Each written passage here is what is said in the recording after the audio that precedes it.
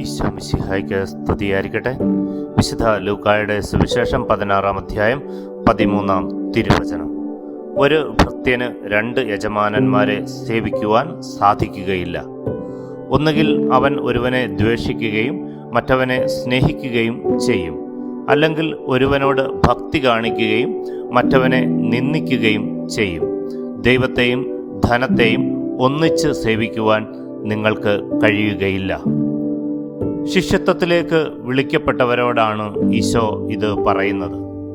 ദൈവവും ധനവുമാണ് 2 യജമാനന്മാർ.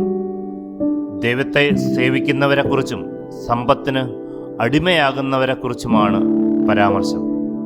എല്ലാറ്റിലും ഉപരിയായി ദൈവത്തെ സ്നേഹിക്കണമെന്നും സേവിക്കണമെന്നും ദൈവത്തിൽ ആശ്രയിക്കണമെന്നും സമ്പത്തിലായിരിക്കരുത് നമ്മുടെ ആശ്രയമെന്നും സമ്പത്ത് വിഗ്രഹമായി മാറരുതെന്നും ഈശോ ഓർമ്മിപ്പിക്കുന്നു.